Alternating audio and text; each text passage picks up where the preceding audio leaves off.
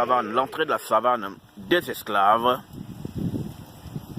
Nous sommes juste à l'entrée de la fameuse savane des esclaves et juste à côté vous avez le souvenir, la canne à sucre dont nos parents ils étaient là pour justement faire du sucre et pour servir de bêtes qui est au service du maître Néphilim. Donc voici donc un vieillard de 35 ans. Vieillard de 35 ans. Voilà, le dos voûté puisque à force de travailler dans les champs de canne, donc il était très fatigué. Oui. Et le dos complètement brisé, quoi, courbé par le dur travail dans les champs de canne à sucre. Il avait 30 ans. Il avait 30-35 ans. Voilà, donc à 30-35 ans on est déjà un vieillard. Il mourait déjà. Voilà, et c'était au fait une aubaine d'atteindre cet âge. Voilà. Avoir 35 ans à cette époque, c'était franchement un miracle. Et donc le maître d'esclaves donc lui donnait donc une case à lui seul. Voilà, et maintenant il n'était plus nourri. Non. Il devait se démerder.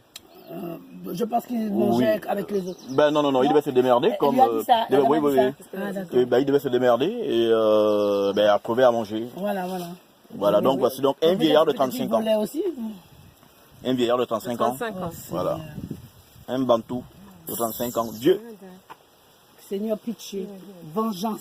Vengeance. Vengeance, Père. Vengeance, réparation. Vengeance, réparation. Justice. Voilà. Pour les Bantous, pour nos ancêtres. Jusqu'au bout. Déportés. Voilà. À cette condition et pour se défendre et exprimer sa révolte, l'esclave ne se contentait pas de pratiquer l'ironie à l'égard du maître, il le volait, sabotait son matériel, mais il mettait aussi le feu à sa maison, empoisonnait son bétail ou l'empoisonnait lui-même.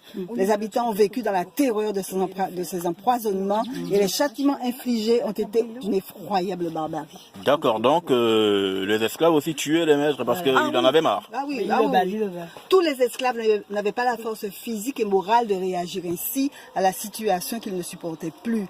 Ils étaient atteints de troubles psychiques et les suicides étaient nombreux. De même, les femmes préféraient avorter plutôt que de donner le jour à un être privé de liberté. On va pardonner ça? Impardonnable. Voilà. Dans le livre Daniel, elle en parle de ça. Impardonnable. Ah non, il faut que tu m'apportes le livre. J'ai pas eu le temps d'acheter. Tu as empoisonné leur maître, non?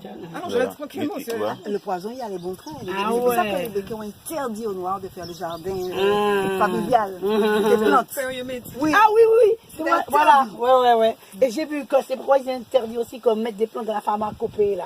Parce que maintenant, ça commence à venir, parce que maintenant il existe du sirop plantain, tout ça, mais ils avaient interdit que les voilà. Alors donc ça c'est qu'on appelle ça? La muselière. La muselière. Alors donc on le mettait sur la gueule de la bête immonde. La gueule de la bête immonde. Pourquoi? Parce que comme il avait faim, il mourait de faim, il mangeait, quand il mangeait une canne à sucre du champ. Voilà, pour punir l'esclave. Donc quand il mangeait une canne à sucre du champ, on lui mettait ça. Et c'est lui qui s'occupait du champ. Donc il avait le droit d'en manger. Donc il fallait pas qu'il mange la canne à sucre. Il fallait pas manger de canne à sucre. Il fallait pas qu'il mange. Travailler. En fait, prendre la canne à sucre, c'est comme un vol pour eux. Oui, voilà. Voilà, donc quand il volait la canne à sucre, et là on muselait sa gueule. Voilà, on muselait sa gueule. Alors donc voici au fait le truc là. Voilà, la muselière. La muselière, voilà, c'est là. Donc même vous avez le là chien de ma soeur n'a jamais eu une muselière comme ça. la muselière de la gueule, vous pouvez mettre à la gueule du nègre. Voilà.